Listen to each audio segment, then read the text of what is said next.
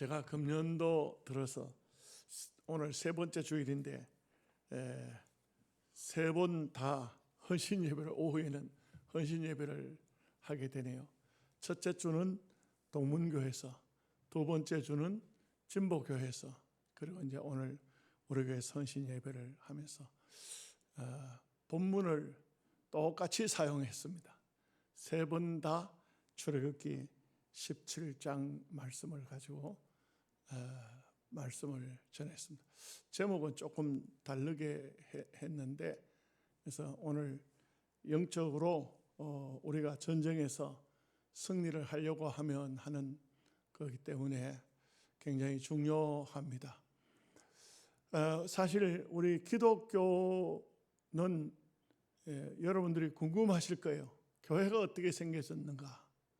구약에는 하나님께서 레위 자손을 통하여 제사장을 세우게 하고 아론을 초대 대제사장이 되고 그 아들들이 제사장이 되어서 이제 제사를 시작함으로 성전도 하나님께서 모세에게 가르쳐 주셔서 됐습니다만, 그러나 예수님께서 십자가에 못 박히시면서 휘장이 위에서부터 아래로 찢어졌죠. 사람이 찢지 않고는 위에서 아래로 찢어질 수가 없습니다. 사람이 찢을 수가 없습니다. 하나님이 휘장을 찢고 지성소 안에는 아무도 못 들어갔는데 들어갈 수 있도록, 만인이 볼 수 있도록 그렇게 하셨고, 심지어는 성전을 지었지만 무너뜨리게 하셔서 돌 하나 위에 돌 하나 남지 않고 원소들에 의해서 성전이 무너졌지만 성전은 다시 세울 수 없도록 해버리고 말았어요. 지금도 이슬람 사원이 그 장소에 떡 자리를 버티고 있습니다. 그리고 이제 바울이 복음을 전하면서, 바울은 정말 깊이 있게 깨달은 사람이에요. 이 사람은 성전이 뭐냐? 성전은 너희가 그리스도의 보혈로서 씻음 받은 너희가 바로 성전이다. 이렇게 이제 성전을 어떤 건물을 성전으로 구약에는 세워서 시나고게라 이렇게 말했는데, 신학에 와서는 에클레시아라. 에클레시아라는 것은 각 민족 속에서, 각 족 속에서 불러낸 사람이 바로 그 사람들이 모인 곳이 교회다, 하나님의 나라이다, 이것을 말하고 있어요. 근데 이제 바울이 복음을 전하여 전 세계적으로 교회를 많이 세웠는데, 이게 이제 언제부터 문제가 되냐면은 중세쯤 와가지고 한 1000년의 세월이 흐르고 난 다음부터 교회가 인본주의적으로 흘러가기 시작합니다. 그래서 교회가 당시에 로마가 국교가 됐다가 로마가 망하면서 원래는 동로마 처치를, 서로마 처치를 두 곳으로 갈렸는데 이게 다 무너지면서 나중에는 이시 국가가 되어지고 또 나토가 생기고 뭐 이런 것은 다 그 옛날 로마의 판도예요. 다 로마의 판도예요. 근데 이제 무너지지 아니한 것이 바로 교회라는 것이, 교회, 에클레시아라는 것이. 그 교회 중에도 오늘 우리로 말하면 총회장이겠는데 이 교황 제도가 언제부턴가 생긴 거예요. 교황 제도가 생겼는데 그 각 나라마다 주기형들이 다 있어요. 그래서 지금은 이시가 뭐 계속 불어나서 지금 한 26개 국 정도로 이시가 불어났는데, 이 많은 나라에도 각 나라에 다 그 주기형들이 다 있죠. 우리나라에도 뭐 정진경 주기형, 그 앞에 김수환 주기형, 이런 주기형들이 있었어요. 이렇게 됐는데, 이렇게 그 교회가 인본주의가 되어지면서부터 문제가, 인본주의가 되니까 당연히 인간적으로 모든 생각을 할 수밖에 없습니다. 그러다 보니까 그 교황은, 이 사람들이 출처를 어디서 찾느냐 하면은 베드로에게서 찾습니다. 그 예수님께서 베드로를 향해서 네가 땅에서 매면 하늘에서도 매일 것이고 네가 땅에서 풀면 하늘에서도 풀리리라. 천국 열쇠를 네게 준다. 그러니까 이 교황이, 베드로가 1대 교황이고 그 다음에 지금 뭐 몇 대 교황, 이 교황이 계속 이제 몇 대 내려간 거예요.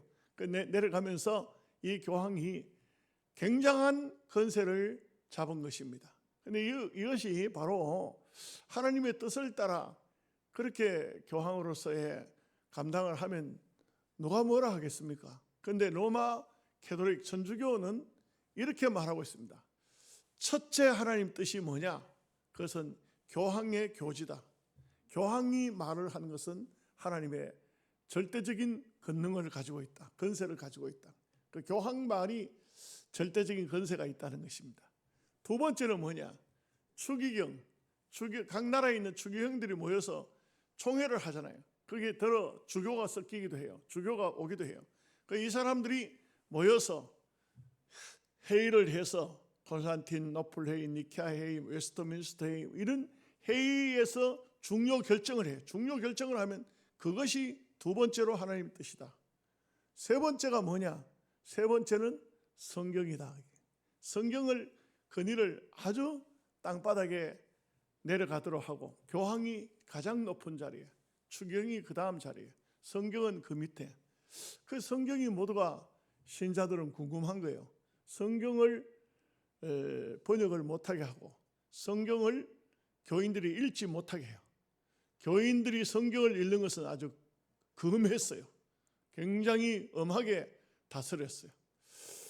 그런 가운데 이제 어떤 일이 벌어지게 되냐면 그 마르틴 루터라는 사람이 이 사람이 법조인이 되고자 법학을 공부를 합니다. 그 자기 친구하고 함께 가는데 길을 가는데 비가 오기 시작하고 천둥 번개가 치기 시작하니까 피해서 나무 밑으로 들어갔는데 자기 친구는 낙뢰에 맞아서 현장에서 죽어버립니다. 낙뢰에 맞아 죽은 친구를 붙잡고 울던 루터는 인간이 이거 뭔가 얼마나 출세하고 뭘 학문을 배우고 다 소용이 없구나. 내가 하나님을 좀 알아야 되겠다. 그래서 수도원을 들어가게 돼요. 수도원에 들어가서 하나님을 배우는 과정에 그는 신부가 되기로 결심을 하고 신학을 공부를 해요. 그리고 이제 루터는 법학을 하던 사람이기 때문에 굉장히 머리도 좋고 훌륭하죠. 그러니까 이 사람이 법학자가 신학자가 되어서 이 사람이 아주 독일의 유명한 대학교인 베르덴베르그의 신학 교수가 돼요. 이 교수가 됐는데 교수가 되니까 당연히 성경을 읽게 됩니다. 읽게 되면서 제일 먼저 성경 중에서 루터가 크게 충격을 받은 것은 로마서입니다. 로마서는 하박국 선지자의 하박국이 하나님 앞에 한탄을 한 게 뭐냐면 하나님 어째서 이 유다 민족이 갈대인들에게 당하여서 갈대인들에게 고통을 당해야 됩니까? 막 갈대인들이 쳐들어오는 전차소를 듣고 말 밟고 소리를 들으면서 그러면서 이 하박국이 하나님 앞에 막 굉장히 부르짖었어요. 그렇게 부르짖었는데 하나님께서 하박국에게 응답하신 내용은 뭐냐면 너는 이 세상 돌아가는 원리, 이 세상에 무슨 전쟁에서 죽고 사람이 살고 어떻고 나라가 바뀌고 임금이 죽고 살고 이런 것에 사는 사람이 아니다. 너는 뭐냐? 믿음으로 사는 사람이다. 그래서 의인은 믿음으로 말미암아 살리라 이렇게 말씀을 주신 거예요. 그래서 그것을 바울이 받아가지고 로마서에서 그 말씀을 하고 있어요. 어떠냐? 로마서를 가만히 살펴보면 분석해 보면은 결국은 로마서는 이방인도 죄인, 유대인들 너희들은 더 나으냐? 너희들도 죄인. 로마서 3장을 가면은 세상 모든 사람은 죄인이고 의인은 없나니 하나도 없다. 이렇게 이제 말을 하고 있어요. 그러면서 바울이 주장한 게 뭐냐? 인간은 의인이 없다는 겁니다. 교황도 쉽게 말하면 그거는 성경은 아니지만 교황도 죄인이고 절대 교황이 의인이 아니다. 추기경 그들도 죄인이다. 주교 그들도 죄인이다. 신부 그들도 죄인이다. 교인들 그들도 죄인이다. 예수 믿는 사람도 죄인, 안 믿는 사람도 죄인. 세상의 모든 사람은 죄인이고 오로지 우리의 의인은 뭐냐? 의인은 예수 그리스도의 의 하나밖에 없어요. 예수 그리스도의 의로 말미암아서 우리는 천국을 간다. 믿음으로, 오직 예수님을 믿음으로 천국 간다 하는 것이에요. 그래서 로마서에 보면 쭉 읽어보면 아브라함도 죄인이더라고요. 아브라함이 행하여서 의인이 되었느냐? 아니다 이거예요. 믿어서 아브라함도 의인이 되었느니라. 그 다음에 아브라함뿐만 아니고 다윗도 믿어서 의인이 되었노라. 그러면서 바울은 자기 자신을 고백해요. 오라, 이 사망의 몸에서 누가 나를 건져내랴? 거기서 끝나면 로마서는 아무 가치가 없어요. 그리스도 예수 안에 있는 자에게는 결코 정죄함이 없느니라. 이렇게 되는 게 로마서예요. 그래서 이 루터가 로마서를 라틴어에서 읽다가 아주 충격을 받았어요. 정말 충격을 받았어요. 이 로마서는요, 제대로 읽으면 신자라면 충격을 다 받을 수밖에 없어요. 정말 로마서는 귀한 성경이에요. 기독교의 뼈대예요. 그렇기 때문에 로마서와 에베소는 신학에 있어서 굉장히 중요하고, 로이드 존스는 평생을 로마서하고 에베소서만 설교했어요. 이게 신기해요. 그 책이 우리 집에 다 있어요. 그런데 제가 그 책을 로이드 존스의 책을 읽고 여러분들에게 설교를 못해요. 왜 못하느냐? 너무 어려워서 나도 이해가 잘 안 돼. 그만큼 신학적으로 깊어요. 로이드 존스의 로마서와 에베소서, 이게 교리서, 기독교의 뼈대를 세우는 교리예요. 그렇기 때문에 정말 중요한 거예요. 그래서 루터가 이것을 읽고 난 다음에 1517년 10월 31일은, 매년 10월 31일은 로마 캐톨릭의 성인 축일이에요. 성인을 축하하는 날이에요. 성인. 로마서대로만 성인은 없죠. 의인은 없습니다. 의인은 없는데 의인은커녕 성인을 만들어놨어. 그래서 우리가 흔히 목사님들도 실수를 많이 하는데, 뭐 성 베네딕토, 성 뭐 바울, 성 무슨 누구, 그거는 캐톨릭식 발음, 캐톨릭식 이름이에요. 그런 이름은 사실상 우리는 쓰면 안 돼요. 그거는 하나님 앞에 송구스러운 거예요. 그건 쓸데없는 헛소리예요. 헛소리. 하나님 앞에는 다 죄인입니다 할 뿐이고, 하나님은 예수님을 보고 우리를 그리스도의 보혈 피로 의인으로 받아주시는 것이지, 우리는 다 죄인일 뿐입니다. 이 성인 축일이 있어요. 이 날도 캐톨릭에는 굉장히 중요한 날로 여겨요. 그래서 이 날은 모든 그 기독교 지도자들이 말하자면, 우리로 말하면 서울로 모여가지고 그날을 성인들을 위한 미사를 하는, 성인들을 위한 예배를 해요. 미사는 예배예요. 미사를 해요. 이것은 하나님 말씀에 벗어나는 거예요. 사람을 위한 예배는 있을 수가 없어요. 하나님을 위한 예배가 있어야 되지. 사람을 위한 예배가 있어요. 근데 이제 루터는 그 날짜를 기해서 로마 캐톨릭이 정말 실수하고 잘못하고 있다 싶은 것을 마음속에 굉장히 그 고민을 가지고 있으면서, 루터는 이걸 교황한테 직접적으로 대면을 못해요. 이거 뭐 하늘 같은 사람이라서 못 만나요. 신부라 할지라도, 대학 신학교 교수라 할지라도 교황을 감히 대면할 수 있는 게 안 돼요.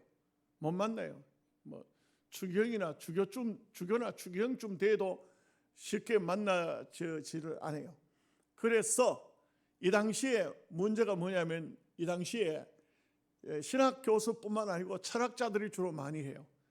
어느 날 어느 때 광장에다가 자기가 생각하고 있던 것과 기존의 어떤 학문을 토론을 하자고 토론을 붙이는 경우가 있어요. 토론 강장. 이래서 그는 95가지의 로마 캐톨릭의 이상 야리꾸리한 것들을 찾아내서 그것을 대형 현수막을 만들어 가지고 독일의 비덴베르그, 곧 성당이기도 하고 비덴베르그 학교이기도 한 담장에다 그걸 붙였어요. 크게 아마 그 95가지의 논제를 붙이려고 하면은 그러면 큰 현수막을 만들었을 거예요. 그 현수막 그 내용 속에 보면은 많은 것들이 있어요. 특히 어떤 게 중요 논제가 뭐냐면 과연 속죄표를 팔 수가 있나? 돈을 받고 죄를 사해 주는, 여러분 생각이 어떻습니까? 돈 받고 돈 많이 갖다 주면 속죄표, 죄를 없이 해준다. 이게 얼마나 웃기냐면 속죄표를 팔러 다녔어요. 장사를 하러 다녔어요. 그 당시에 얼마나 타락이 됐으면 사람들의 마음속에 이런 어떤 돈을 내고 죄를 사함 받는다는 그런 것이 아무 그 당시 사회 속에 그 누구도 이것을 반박하는 사람이 그 수많은 사람들 중에 없어요. 아무도 없습니다. 누턴은 이거는 아니지 않느냐. 교회가 어떻게 돈을 받고 속죄표를 파느냐. 그 다음에 교회 이 죽으면은 주님께서 강도를 향해서 오늘 네가 나와 함께 낙원에 있으라 했는데 어디 중간에 머물러 있네. 그 연옥이라는 것이 있다. 연옥이 있는데 연옥설에 대해서도 또 깊이 들어가 보면 그 안에 선조 림보라는 것이 있고 유아 림보라는 것이 있어요. 이 선조 림보와 유아 림보라는 것은 어린아이가 죽으면 유아 림보, 선조가 죽으면 죽은 사람들은 다 선조 림보에 가 있는 연옥이 있다 이거죠. 연옥에서 돈을 내면 거기서 천당도 가고 돈을 안 내면 그냥 연옥에 머물러 있고 이렇게 된다 이거죠. 이런 연옥설이 있어요. 그 외에도 또 캐톨릭의 사제 문제라든지 이렇게 많은 문제들, 성인 문제라든지 다 이것을 95개 논조 속에 넣었어요. 그래서 1517년이 아니 1517년 10월 31일 날 성인을 기리는 그날 많은 신학자들이 비덴베르그로 올라오니까 토론을 하자 해가지고 붙여놨는데 이것이 엄청난 파문을 일으킵니다. 당시에 그 구텐베르그라는 인쇄술이 발달을 했어요. 옛날에는 기자들이 글을 다 써야 돼, 일일이 써야 돼요. 써가지고 프린트하는 거예요. 프린트. 우리도 옛날에 보면 교회에서 주보 만들 때 프린트를 했었거든요. 그런데 인쇄술이 발달되는 바람에 이것이 95가지 논조가 딱 붙자마자 기자들이 그것을 구텐베르크 인쇄를 해가지고 유럽 전역으로 돌려버렸어요. 그러니 이게 교황청으로 바로 들어가죠. 교황청에 바로 들어가니까 교황이 루터에게 바로 교지를 내립니다. 당장 네가 붙여놓은 95개 논조를 거둬들이라. 그리고 교황청에 사과하라. 이렇게. 근데 루터는 굉장히 의문이 있는 사람이다. 교황의 교지는 조선시대 이 조선 대한민국으로 따지면 황제의 어명이에요. 황제의 어명이면 어명을 가지고 온 사람은 별 벼슬아치가 아니라 할지라도 정승한테 왔다 해도 어명이 도달하면 바로 그 어명 앞에 무릎을 꿇고 큰절을 하고 무릎을 꿇고 앉아서 어명을 받아야 돼요. 누구가 어명을 가지고 왔든지 그러는데 루터는 교황의 교지를 받자 그 교지를 불태워버려요. 끝난 거예요. 불태워버려요. 여러분 옛날 조선시대에 임금이 보낸 학명을 불태워버렸다. 어떻게 될 것 같습니까? 말할 필요도 없죠. 이 루터는 불태워버렸어요. 대단한 왜 그런 마음을 가졌는지 모르죠. 그러니까 다시 교황청에서는 이 루터에게 보름스에서 토론을 하자 이렇게 이제 시켰어요. 보름스에서 토론하자. 그 유명한 보름스 회의가 열린 겁니다. 이때가 1520년이에요. 1521년이네요. 1월 18일 날 보름스 제국회의가 열립니다. 1월 28일 1521년 1월 28일 보름스 회의에 나오라 이렇게 됐어요. 그런데 많은 사람이 루터를 보고 가지 마라 그래요. 가지 마라. 가면은 죽는다. 가면은 죽는다. 왜냐하면 윌리엄 딘테일이라는 사람이 개혁전 개혁주의자예요. 이 윌리엄 딘테일이 보름스 회의에 갔다가 그 회의에서 토론은커녕 거기에서 재판을 받아 하형을 선언받았어요. 하형을 선언받고 윌리엄 딘테일은 잡혀 나가서 십자가 위에 매달아 놓고 불을 질러서 죽였어요. 그렇기 때문에 루터를 보고 너는 가지 마라. 절대 가면 안 된다. 이렇게 말을 했어요. 그런데 루터는 갑니다. 루터는 가요. 1521년 4월 2일 날 출발해서 4월 16일 날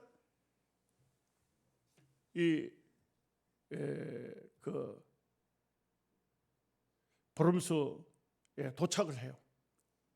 그 보름스 제국회의는 우리로 말하면 국회입니다. 국회. 옛날 우리 국회로 생각하면 됩니다. 국회. 이런 국회에 가는 거예요. 그랬더니 거기는 누가 참석하고 있냐? 신성 로마 제국의 황제 카를 5세가 중간 자리에 앉고 그 앞에는 독일의 대의원들과 영주들이 앉고 그 앞에는 추기경들이 쫙 자리를 잡고 앉았어요. 그런데 여기에 대주교 에크라는 사람이 재판을 하기 위해서 루터를 앉혀놓고 마주 앉게 됐어요. 여러분 신기한 일이 벌어졌어요. 보통은 이런 제국회의가 열렸든지 할 때에 청중이라고는 잘 없어요. 그런데 루터가 95개조 논조를 걸고 구텐베르그 인쇄소를 통해서 유럽 전역에 로마 교황이 준 교지를 불태웠다는 이게 소문이 쫙 나니까 유럽에서 내노락하는 사람들은 보름스로 다 몰려왔어요. 그 당시에 몰려온 사람이 2,000명이라고 그래요. 요즘으로 따지면 2만 명도 넘을 거예요. 옛날 그 모든 게 그 행편이 어려운 교통편이 어려운 그런 시기인데도 2,000명이나 되는 사람들이 보름스로 모여든 거예요. 그리고 제국회의에 그 앞에 그 2,000명의 사람이 들어오니까 이게 그 개방을 안 할 수가 없어서 방청석에 2,000명이 들어왔는데 이 2,000명이 있는 데서 재판이 벌어지는 거예요. 재판이 벌어지는데 에크가 루터를 향해서 이건 일방적이에요. 네가 95개조 논제를 걸었느냐? 걸었습니다. 그 다음에 루터가 쓴 그 당시 모든 책들이 있어요. 이 모든 책들, 이런 책들을 다 불태워라.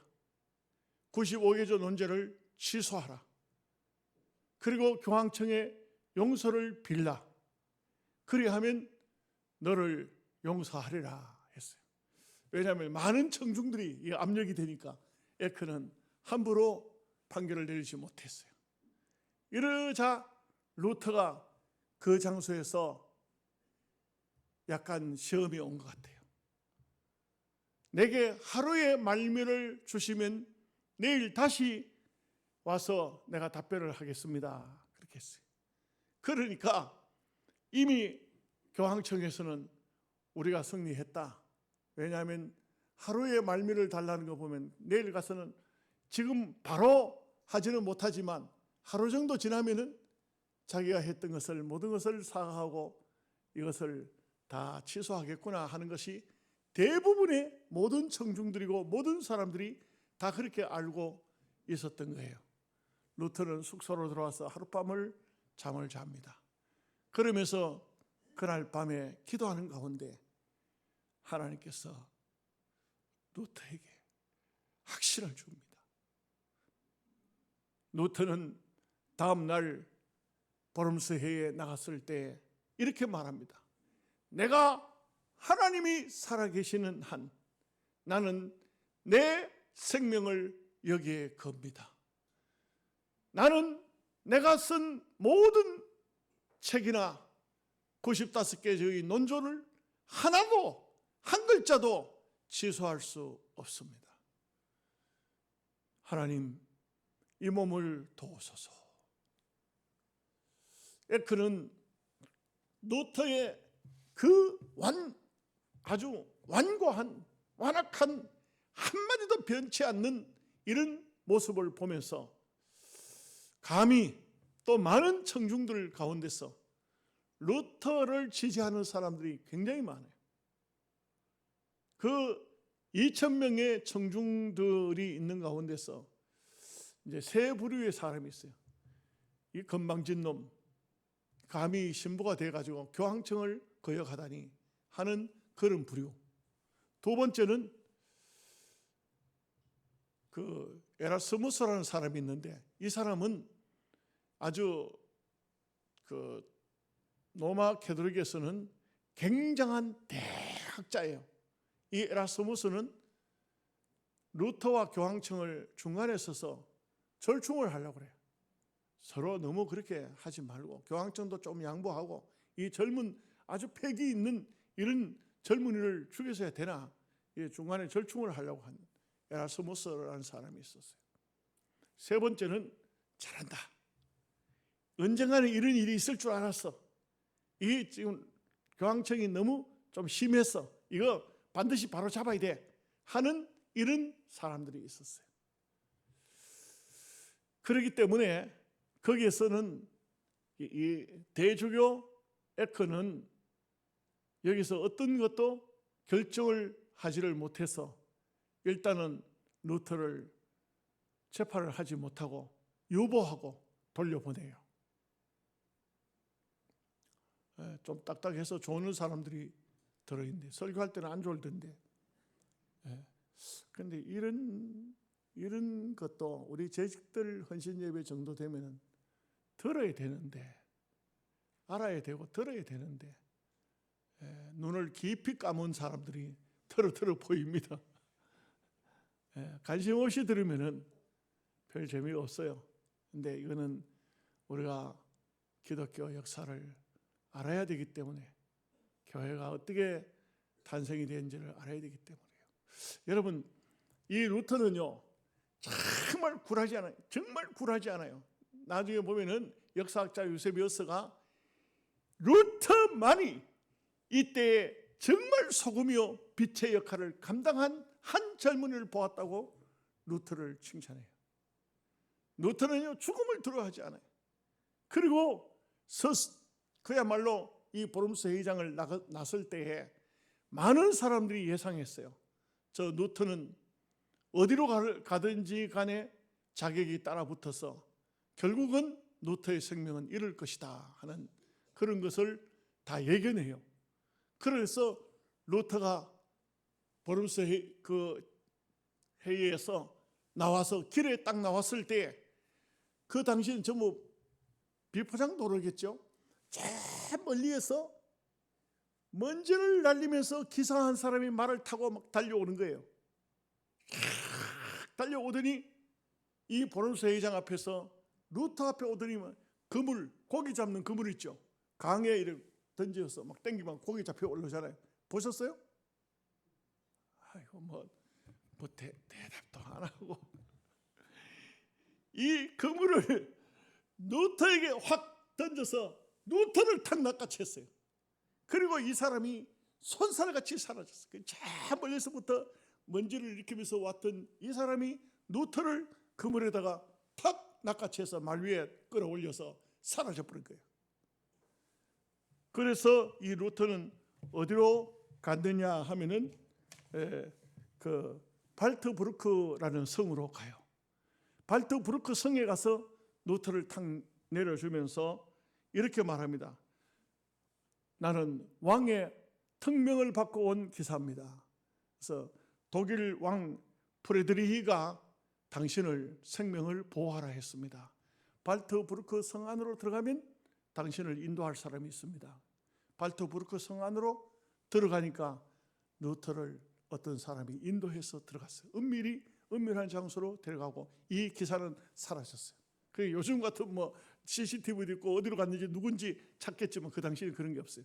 루터는 흔적도 없이 사라져 버린 거예요. 그냥 이 보름스 회의 끝나고 난 다음에 흔적도 없이 사라졌는데 독일 왕의 그 보호하에 루터는 로마서를 라틴어에서 다 번역을 해요. 번역을 해서 드디어 이 로마서가 유럽 전역으로 인쇄가 돼서 쪽복음이지만 로마서가 퍼졌어요. 이게 바로 교회가 세워지게 된 동기예요. 그 외에 그 뒤를 이어서 이 기독교를 완전하게 이렇게 만드는 사람은 존 칼빈, 알뱅이라고 말하는 칼빈이죠. 이렇게 해서 교회가 세워지게 된 것입니다. 그 장로교회는요, 처음부터 칼빈이 장로교회를 하나님의 절대 주권으로 교회를 생각했어요. 인간이 아니다. 교황이나 추경이 이런 사람들이 하나님의 권위를 자기들이 가져갈 수가 없다. 천주교는 지금도 그렇게 하지만 우리 기독교는 하나님의 절대 주권, 오직 하나님이시다. 여기는 어떤 훌륭한 목사님도 훌륭한 신학자도 기도 많이 하는 부흥사도 아니다. 하나님의 말씀이면 오로지 그 말씀을 순종해야 된다 하는 것이 기독교예요. 다음에 어떤 기회가 생기면 칼빈주의는 이렇게 하나님 절대 주권인데 왜 알미니안주의가 생겼느냐. 그래서 알미니안주의는 또 나중에 보면 도르트 회의라는 게 있어요. 이 도르트 회의에서 알미니안주의와 칼빈주의가 얼마큼 치열하게 싸웠는지 그런 얘기를 나중에 시간이 지금 되면 말씀을 드리겠고, 오늘은 이제 우리 장로교회가 이렇게 세워진 게 된 거. 그 다음에 이제 본문 얘기를 해야 되죠. 본문 읽기만 하고 그냥 끝나면 안 되겠죠. 이게 이제 오늘 말씀을 보면 아말렉은 사탄의 세력이에요. 하나님을 반대하는, 가만히 보면 많은 민족도 있고 많은 백성들도 있지만 하필이면 아말렉이 출애굽해가지고 나오는 하나님의 백성들 그 기쁨과 여러 가지 희노애락을 가지고 나오는 이 백성들에게 뒷부분에서 가장 약한 부분에서 이스라엘 백성들을 친 그런 사람들이 바로 아말렉이에요. 이 본문에는 안 나오지만 제가 성경을 한 절 읽어보죠. 신명기 25장 17절 18절 너희는 애굽에서 나오는 길에 아말렉이 내게 행한 일을 기억하라. 곧 그들이 너를 길에서 만나 내가 피곤할 때에 내 뒤에 떨어진 약한 자들을 쳤고 하나님을 두려워하지 아니하였느니라. 여러분 중요한 게 있어요. 재직이 여러분 약해지면 아말렉이 쳐들어옵니다. 뒤로 떨어지면 뒤에 떨어진 사람 누굴까요? 노인들, 어린아이, 신앙생활이 힘들고 피곤한 사람은 뒤로 갑니다. 뒤로 어디로 가죠? 덩치 큰 사람 뒤에 앉아가지고 머리 숙이고 주무시다가 가는 사람이 바로 피곤한 사람들입니다. 어쨌든 간에 설교 안 듣고 뒤로 가는 사람. 그런데 이 아말렉은 그런 사람들에게 쳐들어온다 이거지. 그런 사람들에게 아말렉이 쳐들어옵니다. 그래서 언제든지 우리는 이 아말렉을 조심해야 되고, 이 아말렉이 쳐들어와서 백성들이 고통을 당할 때에 모세는 이렇게 말합니다. 여호와서를 보고 사람을 선택해 나와서 싸우라. 나는 기도하리라. 그러니까 여러분 여기에 중요한 게 있어요. 우리 재직들은 영적으로 나가서 싸우는 사람들이에요. 영적으로 나가서 싸우는 사람들이에요. 그런데 여기 이제 중요한 게 있어요. 모세는 하나님의 산에 올라가서 내가 지팡이를 들고 너희를 위해서 기도하겠다. 그 모세의 손을 이스라엘 사람들은요 특징이 뭐냐면 손을 들고 기도해. 그 손을 들고 기도하면은 어떤 일이 벌어지느냐? 여호수아가 아말렉을 쳐서 이기더라 이거예요. 모세의 손이 피곤해서 내려오면은 아말렉이 이기더라. 대신에 반대로 아말렉이 이기더라. 그래서 한 가지 깨를 낸 게 있는데 모세는 아론이 돌을 갖다 놓고 앉게 하고 아론과 훌이 누굴까요? 훌은 미리암의 남편입니다. 미리암은 모세의 누나예요. 그리고 아론은 누구냐? 아론은 모세의 형님입니다. 형님과 자형이 모세를 중간에 앉혀놓고 모세의 양쪽 팔을 내려오지 않도록 계속 들어서 올렸다 하는 얘기 오늘 얘기예요. 큰 말씀은 아니고 그런데 놀랍게도 모세가 이기더라. 이스라엘 백성이 이기더라. 이스라엘이 이기는 것은 이것은 영적인 의미로 볼 때 주의 종의 손이 내려오지 않아야 된다. 여기에 양쪽 팔을 들어 올린 분이 누굴까? 아론과 훌은 오늘날 교회 장로님들이다. 장로님들도 아멘 안 하시니까 장로님들도 이 원리가 맞아요. 이 원리가 맞습니다. 하나님께서 모세를 부르셨잖아요. 모세가 하나님 나는 못합니다. 나는 입술이 뻣뻣하고 나는 못합니다. 내가 왜 애굽에 있는 하나님 백성이 끌어내야 됩니까? 나는 못합니다 하니까 하나님께서 모세에게 너 형 아론이 있지 않느냐? 아론이 도와준다.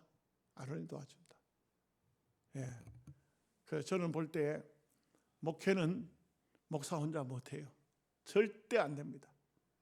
장로님들이 안 도와주면 목회를 못합니다. 장로님들이 돕고 집사님들은 나가서 싸우고 맞습니까? 만든 거예요. 교회 좀 죄송한 얘기지만 다음에 이제 언제 한번 올해 이제 3, 4, 5월 달에 구역 예배 대신 기도회를 한다 하니까 그때 제가 말씀을 한번 드리죠. 이 교회라는 것은 우리 장로교와 감리교, 칼빈주의와 알미니안주의는 전혀 좀 다릅니다. 그래서 도르트에에서는 알미니안주의들이 국외로 추방을 당해요. 하나님의 절대 주권을 거부하는 자는 추방을 당했어요. 이것이 바로 기독교 역사예요. 그런데 이제 우리 교회가 장로교회가 알미니안주의하고 칼빈주의가 다 섞여버렸어. 지금은 다 섞였어요. 섞여가지고 그런데 원래 장로교회의 직분은 장로와 집사 두 가지밖에 없어요. 그런 사람들 죄송하지만 두 가지밖에 없어요. 그런데 이제 섞이니까 장로, 집사, 권사 뭐 이렇게 다 이제 섞이고 감리교도 원래가 장로가 없는 곳이거든. 근데 장로가 있어요. 감리교도 이제 장로가 있어요. 이게 다 한때 섞였어요. 자, 오늘 말씀 마무리합니다. 교회는 재직들은 하나님의 절대 주권을 믿어야 돼요. 이거는 재직들이 건세를 가져도 안 되고 또 어떤 교회 안에 어디 힘 있는 어떤 사람이 기린처럼 목이 쑥 올라와서 혼자 지도자가 돼도 안 돼요. 그러나 하나님의 절대 주권과 성도들은 하나님의 절대 주권 하에서 민주화해야 돼요. 높은 사람도 없고 낮은 사람도 없어요. 단지 순서가 있을 뿐이에요. 순서가 연장자가 있을 것이고 먼저 선택된 분이 있을 거고 이 순서는 반드시 인간 사회 속에서 어디든지 마찬가지요. 제가 목장 기도회 가니까 목사 장로 기도회 가니까 어떤 장로님 그분의 좀 특징이 뭐냐면 한 몇 번 기도를 들어봤는데 이렇게 말해요. 하나님 오늘 이 장로와 목사가 모인 이 기도회에 그 맞습니까? 나는 그 참 이상하다 싶어. 왜 그렇게 해야 돼요? 저 북한 방송 들어보면 북남 그렇게 하거든. 동서북남입니까? 동서남북입니까? 성경에도 목사, 장로 이렇게 하는 것이 성경적이고 맞는데, 여러분 남녀입니까? 연함입니까? 연함 그게 맞습니까? 왜 그렇게 하는지 난 정말 이상해. 나는 볼 때 그 장로님한테 좀 가르쳐 주고 싶은데 내 얘기를 듣겠습니까만 그렇습니다. 그래서 여러분들도 다 질서를 잘 지켜서 하나님의 나라를 든든히 세워나가는데 일조를 하시기 바랍니다. 기도하겠습니다. 하나님 아버지 감사합니다. 오늘